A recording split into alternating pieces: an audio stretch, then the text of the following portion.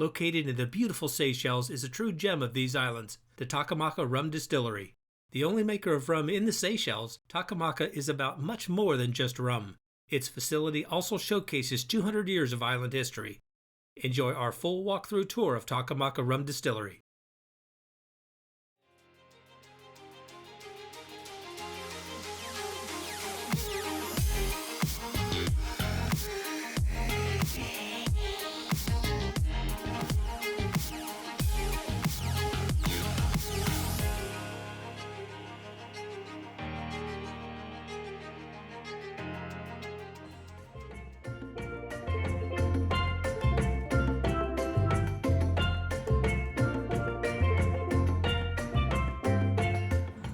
Welcome to our full walkthrough of the Takamaka Rum Distillery on Mahé Island, Seychelles. Please subscribe to our channel and select the bell to receive notifications of our new content. Thank you.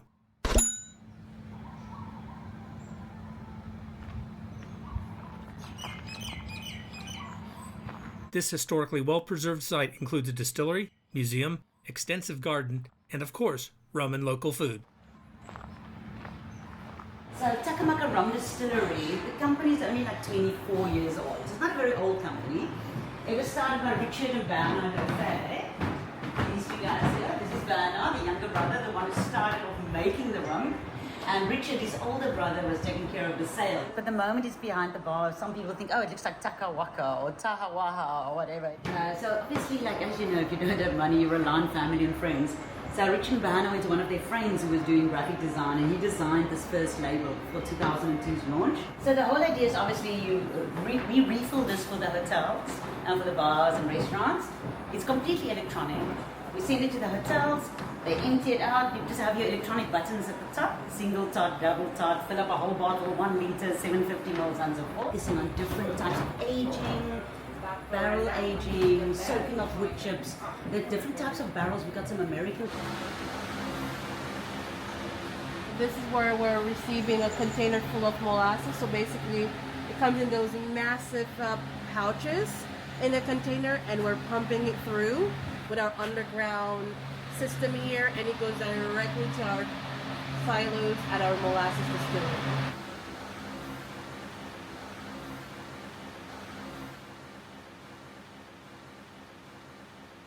Between 4 to 4.5 tons of sugarcane a week, which is crushed on this machine here. How long does it take to typically process it? So we would crush 4.5 tons, takes Friday, so it takes about a day. A few hours, like say 6 hours to crush everything. Manually into these tanks. Like I say, I'm currently transferring, so it's a little bit of a mess because we're transferring our sugarcane. You're looking at approximately 550 to 600 mils of sugarcane juice. So 1 kilo of sugarcane eventually translates to how many liters of a finished product? From 1 to 3, I'll probably get 30 liters of finished product. You can taste it if you want as well. It's mostly fine. It's a cane wine. It's almost vinegary. This is sugarcane wine, basically. Yeah. This is about 7% alcohol. I'm getting olive. Yeah, it's briny. Yeah. It's briny. Yeast open fermentation for 3 to 4 days. That then comes into this still here, and you can actually feel the boiling inside. So that wine that you saw there is now being boiled in here.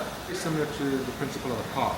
With your radiator, it cools everything down.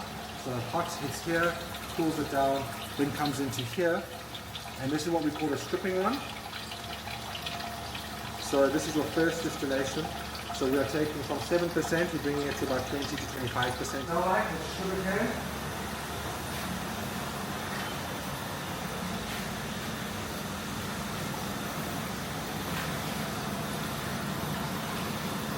It almost smells drinkable. It's deeply drinkable. It's a bit strong. It's about 75, 76% right now. ABV, so that's 150 proof. All our cane rum, which is such a rare amount. I mean, we're not producing more than 3,000 liters a year. Takamaka's molasses-based rum is aged mainly in American ex-bourbon barrels. In experimental production of different flavors, the casks are stored in different distillery environments, including inside, outside, and under the house, where it is generally cooler.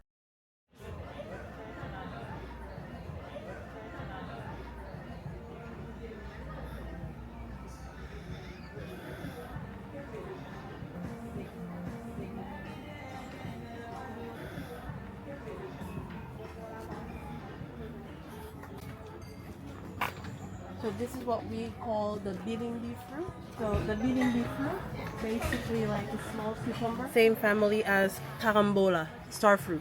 Oh. And it's sour, tangy. Do you just eat it raw? Yeah, you can. Ooh.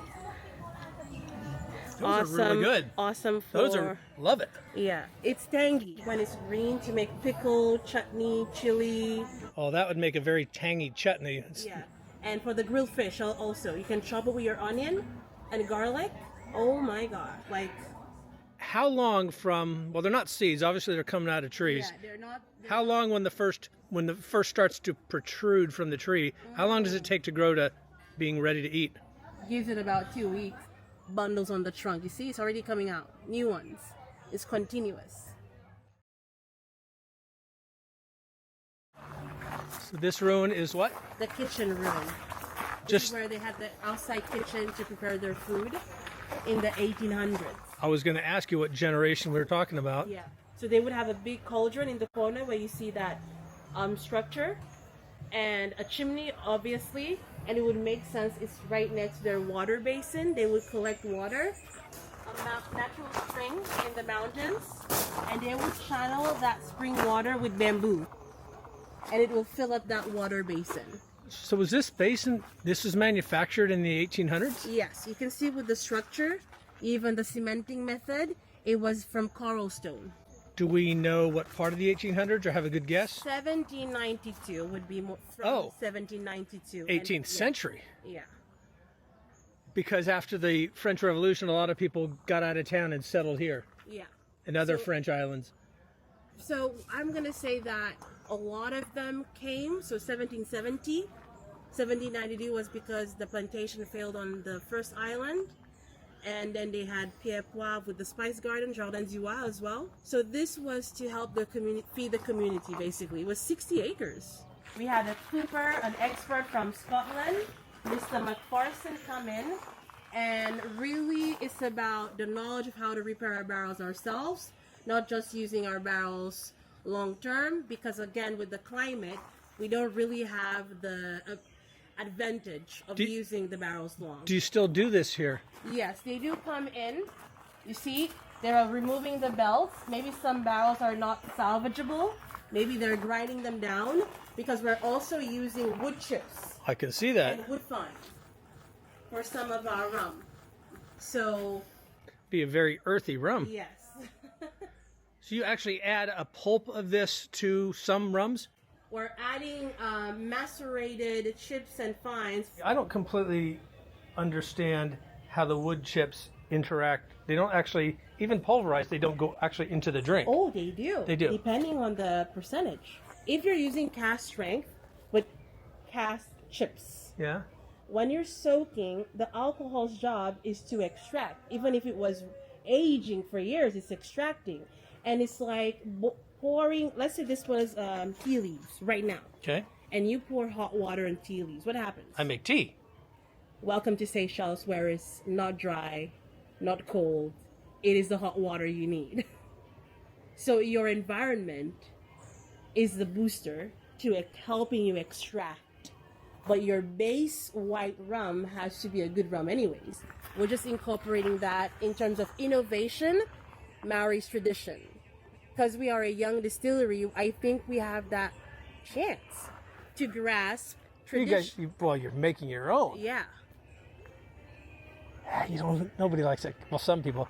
Who cares about a copycat of somebody else? You guys are doing your own thing. Yeah. We don't want to be anybody else, actually. So we have a baobab tree here. So again, we are responsible for the site in terms of maintaining the site, the landscaping, renovations if needed. But yeah, that's Old Millie. That was the old cane crusher before we got the one from Brazil. Millie. Yeah, old Millie was cranky. She was loud. I mean, you could hear her from a mile away.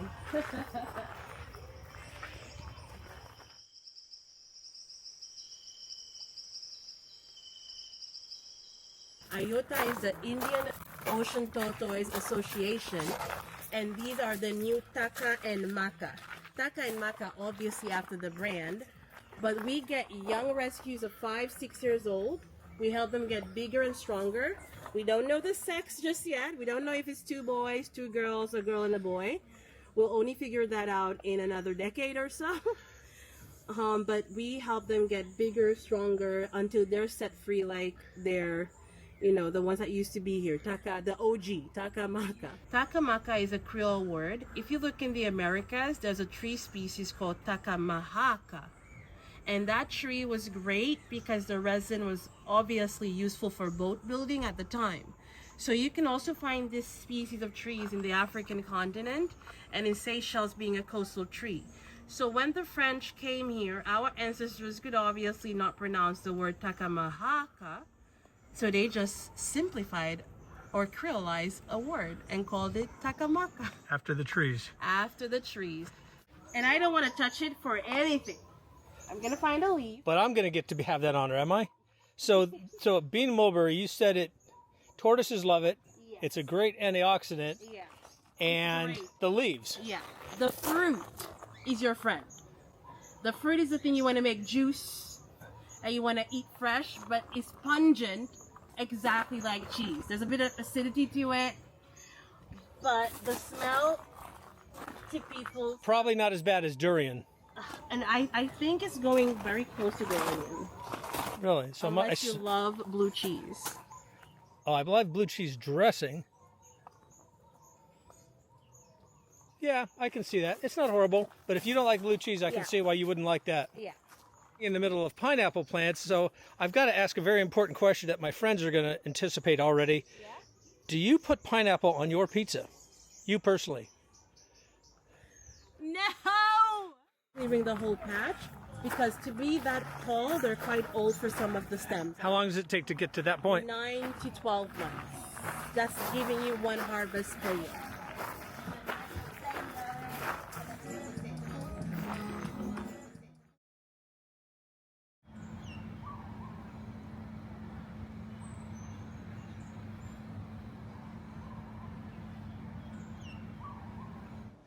So today we are going to be tasting the Saint-André series. Okay, so we're going to start with the Takamaka Extra Noir, which is the product right here. So that's the first glass on your right hand side, Bob. And I'll just go along through it while we explore the glass. So basically, the approach here would be take the glass, we can have a look. What you call legs, or is that? Yeah, we've got a bit of legs on this one. Not as thick as some of the liquid, but yeah, we still got some legs there. So this gives you an indication of the level of, sort of rounded aromas, a bit on the sweetness of the liquid itself. So here we go. We've got a rum which is influenced by oak. Okay, we are sitting on 100% molasses in terms of liquid distillate, which is we've basically used French oak and American oak from ex-bourbon barrels to influence this liquid. So different components that we create, and then we blend the 2 components together in order to come up with the Extra Noir. Which How long has this been sitting in a barrel? So a very good question. Actually, this rum here. Sorry if I'm getting ahead. No, that's fine. It's a very good question, because this rum has actually spent the time spent in a barrel, within a barrel, a total of 60 days. 60 days. But unlike Scotland, it's the environment here that speeds that sort of thing up. In a way, yes, but I wouldn't say so for this particular rum. This particular rum here, we have used an approach which is a bit of our innovative side to producing rum. Essentially, where we have relied on oak, chips, and fines. So if you can see right here in front of you, I've got an example of it. Okay, this is American from ex-bourbon barrels, American oak. This one here is French oak chips. both of these have been utilized to influence the liquid.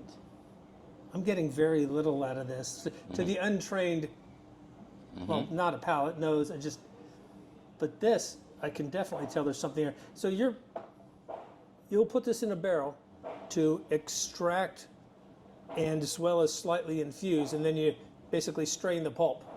Yeah, basically, but it doesn't necessarily have to be a barrel. Actually, we do not use a barrel at all. What we do use is to start from base. The soaking process happens in an inert container, so basically stainless steel container, where we have liquid inside. Then we will introduce the oak fines at different concentrations and leave it for a period of time where it does the extraction, and yes, after which we will filter out all of the remnants in the liquid. So then we move over to the next glass bowl.